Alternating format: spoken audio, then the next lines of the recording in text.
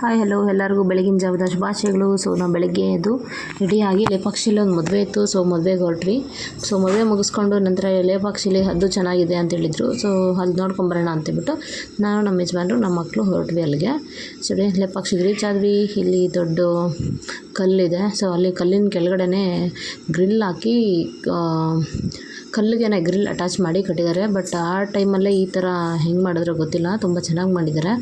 So hats off ಅವ್ರಿಗೆ. ಈ ಥರ ಒಂದು ಒಳ್ಳೆ ಪ್ಲ್ಯಾಟ್ಫಾರ್ಮ್ ಮಾಡ್ಕೊಟ್ಟಿದ್ದಾರೆ ನಮಗೆ ನಡ್ಕೊಂಡು ಹೋಗೋದಕ್ಕೆ. ತುಂಬ ಜನ ಬರ್ತಾನೆ ಇರ್ತಾರೆ ಇಲ್ಲಿಗೆ. ನೋಡಿ ನಾವು ಹೊರಟ್ವಿ. ಆಮೇಲೆ ಮತ್ತು ಇಲ್ಲಿ ಕೋತಿಗಳದ್ದೇ ಸಾಮ್ರಾಜ್ಯ ಆಗಿದೆ, ಅವ್ರದ್ದೇ ಊರು ಅನ್ಕೊಂಡ್ಬಿಟ್ಟಿದ್ದಾರೆ. ಸೊ ಆಡ್ಕೊತಾ ಇದ್ವಿ ಪಕ್ಕದಲ್ಲಿ. ಸೊ ನಾವು ಹಂಗೆ ಹೊರಟ್ವಿ ಅವುಗಳ ಮಧ್ಯದಲ್ಲೇ. ಆಮೇಲೆ ರೀಚ್ ಆದ್ವಿ. ಫುಲ್ ದೊಡ್ಡ ದೊಡ್ಡ ಕಲ್ಲುಗಳಿದೆ. ಆಮೇಲೆ ರೈಟ್ ಲೆಫ್ಟ್ ಎಲ್ಲ ಫುಲ್ ಊರಿದೆ. ಫುಲ್ ಮರ ಗಿಡಗಳು, ದೂರದಲ್ಲಿ ಒಂದು ದೊಡ್ಡ ಕೆರೆ ಇದೆ. ನೋಡಿ ಎಷ್ಟು ದೊಡ್ಡ ದೊಡ್ಡ ಕಲ್ಲಿದೆ, ಎಷ್ಟು ದೊಡ್ಡ ದೊಡ್ಡ ಮರಗಳಿದೆ. ಮತ್ತು ಇಲ್ಲೂ ಸ್ವಲ್ಪ ಸ್ಟೆಪ್ಸ್ ಇದೆ. ಸೊ ಅವುಗಳನ್ನ ಹತ್ಕೊಂಡು ಮೇಲ್ಗಡೆ ಹೊರಟ್ವಿ. ನೋಡಿ ಫುಲ್ ಮೇಲೆ ಬಂದ್ವಿ ಫೈನಲಿ. ಏನು ಚೆನ್ನಾಗಿದೆ ನೋಡಿ ವೆದರು. ಆ್ಯಕ್ಚುಲಿ ಇಷ್ಟು ಬಿಸಿಲಲ್ಲೂ ಈ ಥರ ಇಲ್ಲಿ ಒಂದು ಸ್ವಲ್ಪ ಓಕೆ ಪರವಾಗಿಲ್ಲ ವೆದರ್. ನೋಡಿ ದೊಡ್ಡ ಹದ್ದು ಇದೆ ನೋಡಿ. ಎಷ್ಟು ಆ ದೊಡ್ಡ ಹದ್ದು ಹತ್ರ ಹೋಗೋಕ್ಕಾಗಲ್ಲ. ಸ್ಟೆಪ್ಸ್ ಕೆಳಗಡೆ ಲಾಕ್ ಮಾಡಿದ್ದಾರೆ, ಬಿಕಾಸ್ ಅಲ್ಲಿ ತುಂಬ ಡೇಂಜರ್ ಪ್ಲೇಸ್ ಅಂತ. ಸೊ ಅಲ್ಲಿ ಲಾಕ್ ಮಾಡಿದ್ದಾರೆ. ಮತ್ತು ಇಲ್ಲಿ ಸೀತಾಮಾತೆ ಹೆಜ್ಜೆ ಇದೆ ನೋಡಿ, ಎಷ್ಟು ದೊಡ್ಡದಾಗಿದೆ ಹೆಜ್ಜೆ. ಮತ್ತು ಇಲ್ಲಿ ಫುಲ್ಲು ಊರು, ಎಷ್ಟು ದೊಡ್ಡದಾಗಿದೆ ಇಲ್ಲೂ ಕೂಡ ಊರು. ಲೇಪಾಕ್ಷಿ ನೋಡಿ ಎಷ್ಟು ದೊಡ್ಡದಾಗಿದೆ ಊರು. ಸೊ ಮುಗೀತು. ಮತ್ತು ಇಲ್ಲಿ ಸೀತಾಮಾತೆ ಹೆಜ್ಜೆ ಹಿಡಿದು ಮುಗೀತು ಅನಿಸುತ್ತೆ. ನಮಸ್ಕಾರ ಮಾಡಿಕೊಂಡು, ಸರಿ ನಾನು ನಮಸ್ಕಾರ ಮಾಡಿಕೊಂಡು ಸೀತಾಮಾತೆ ಹೆಜ್ಜೆ ಹತ್ರ ಹೂವು ತಗೊಂಡು ತಲೆಯಲ್ಲಿ ಮುಟ್ಕೊಂಡೆ. ಎಷ್ಟು ದೊಡ್ಡದಾಗಿದೆ ಅವ್ರದ್ದು ಸೀತಾಮಾತೆ ಅವ್ರದ್ದು ಹೆಜ್ಜೆ. ಮತ್ತು ಈ ಕಡೆ ಕೋತಿ ಹದ್ದುಗೆ ತೀಟೆ ಮಾಡ್ತಾಯಿದೆ ಹೋಗಿ ಕೂತ್ಕೊಂಡು. ಅದರದ್ದು ರೆಕ್ಕೆ ಮೇಲೆ ಫುಲ್ಲು ಟಾಪಲ್ಲಿ ಕೂತ್ಕೊಂಡು ಊರು ನೋಡ್ತಾ ಇದೆ. ಸೊ ಹಂಗೆ ಮುಂದೆ ಬಂದ್ವಿ. ಇಲ್ಲಿ ವಿಗ್ರಹ ಇಡೋಕ್ಕಂತ ಒಂದು ಕಟ್ಟಿದ್ದಾರೆ. ಅಲ್ಲಿ ಈ ವಿಗ್ರಹ ಯಾಕೋ ಇಡೋಕ್ಕಾಗಿಲ್ಲ ಅನಿಸುತ್ತೆ. ಅಲ್ಲಿ ಲವರ್ಸ್ ಅವ್ರದ್ದೇ ಆದ ಸಾಮ್ರಾಜ್ಯ ಮಾಡ್ಕೊಂಡ್ಬಿಟ್ಟಿದ್ದಾರೆ. ಸೊ ಹಂಗೆ ಮುಂದೆ ಬಂದ್ವಿ. ಇಲ್ಲಿ ನನ್ನ ಮಗ ಮತ್ತು ನಮ್ಮ ಯಜಮಾನರು ಆಡ್ಕೊತಾ ಇದ್ದರು. ಅವ್ರಿಗೂ ಸುಸ್ತಾಯಿತು ಅನಿಸುತ್ತೆ. ನೆರಳಲ್ಲಿ ಹೋಗಿ ಸ್ವಲ್ಪ ಹೊತ್ತು ಕೂತ್ಕೊಂಡು ರೆಸ್ಟ್ ಮಾಡ್ತಾ ಇದ್ವಿ.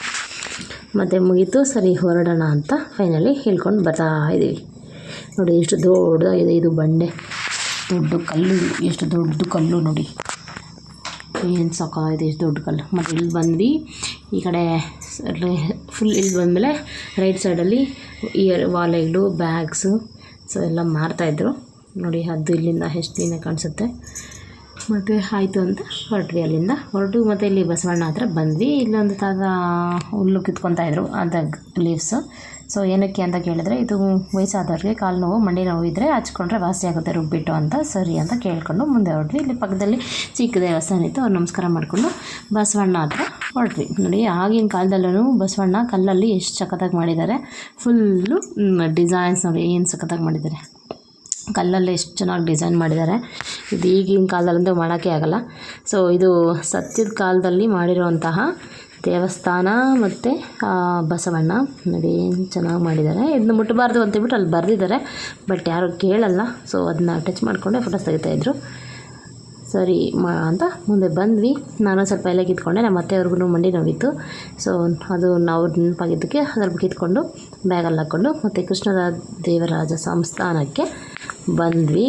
ನೋಡಿ ಏನು ಎಷ್ಟು ದೊಡ್ಡದಾಗಿದೆ ದೂರದಿಂದಾನೆ.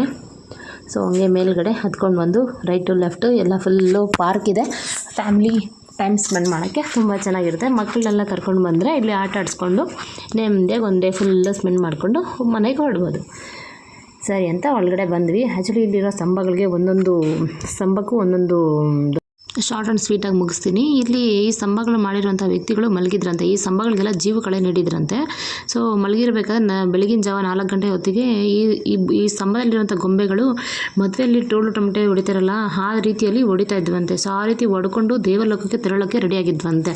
ಸೊ ಆವಾಗ ಮಲಗಿದ್ದಂತಹ ವ್ಯಕ್ತಿಗಳು ನಿದ್ದೆಯಿಂದ ಎಚ್ಚೆತ್ತುಕೊಂಡು ಆವಾಗ ಮಚ್ಚು ಕೊಡಲಿ ಎಲ್ಲ ತಗೊಂಡು ಈ ಗೊಂಬೆಗಳಿಗೆ ಕಾಲಿಗೆ ಕೈಗೆ ಎಲ್ಲಿ ಬಂದರೆ ಅಲ್ಲಿಗೆ ಹೊಡೆದ್ರಂತೆ. ಸೊ ಆವಾಗ ಅವು ಬಿಂದಾಗಿ ಅಲ್ಲೇ ನಿಂತ್ಕೊಂಡ್ಬಿಟ್ವಂತೆ. ಇಲ್ಲೊಂದು ತೇಲಾಡುವ ತೇಲಾಡುವ ಸ್ತಂಭ ಇದೆ, ನಾನು ಅದನ್ನು ನಿಮಗೆ ಲಾಸ್ಟ್ನಲ್ಲಿ ತೋರಿಸ್ತೀನಿ.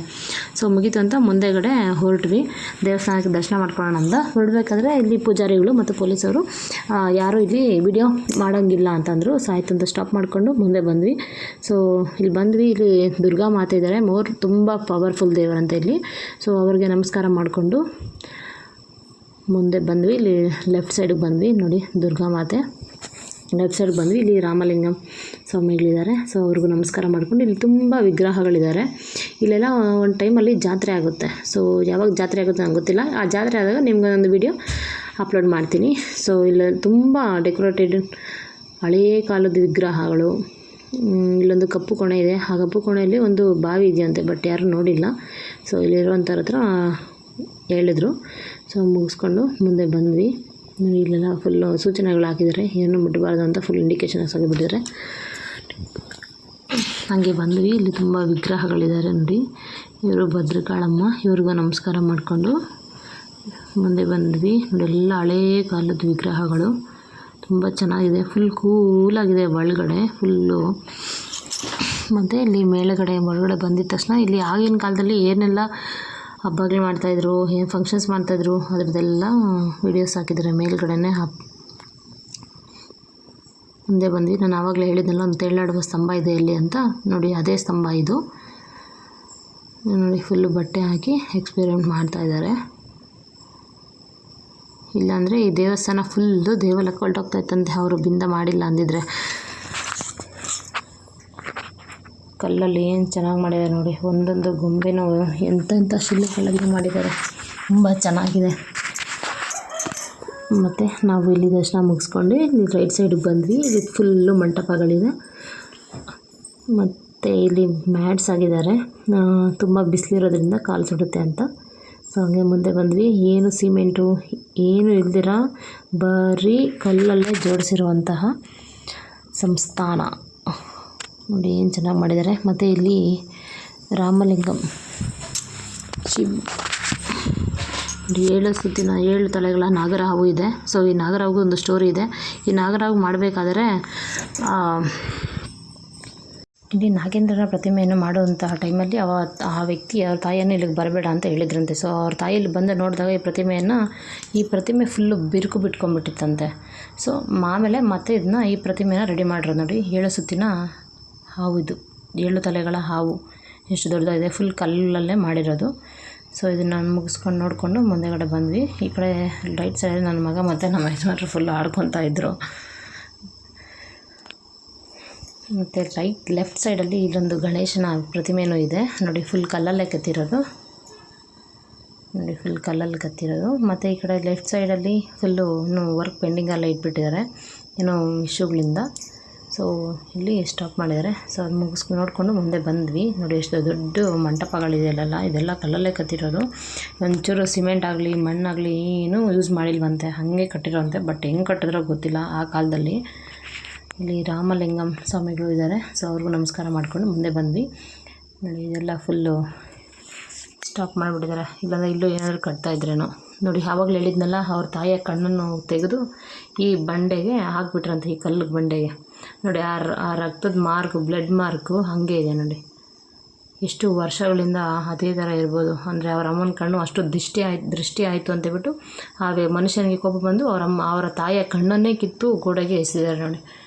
2 ಕಣ್ಣು ನೋಡಿ ಹೆಂಗೆ ಕಾಣಿಸ್ತಿದೆ, ಎಷ್ಟು ಸತ್ಯ ಇರುತ್ತೆ ಆಗಿನ ಕಾಲದಲ್ಲಿ.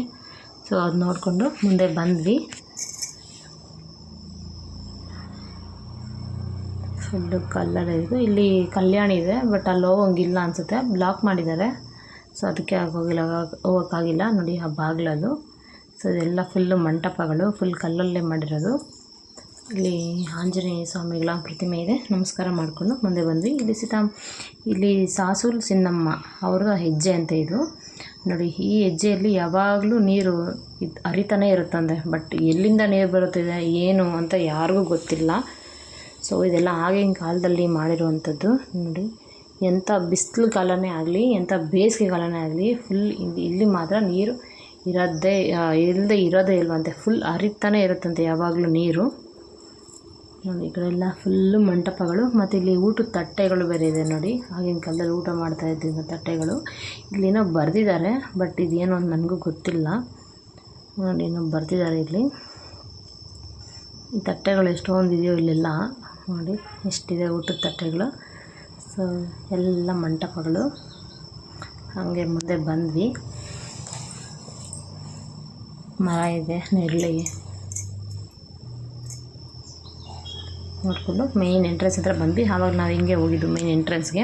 ಇಲ್ಲಿ ದೊಡ್ಡ ಸ್ತಂಭ ಇದೆ ನೋಡಿ, ಇದು ಮಹಾದ್ವಾರ ಫುಲ್ಲು, ಮತ್ತು ಇದು ಎಕ್ಸಿಟು ಇದೆ, ಎಂಟ್ರೆನ್ಸು ಇದೆ.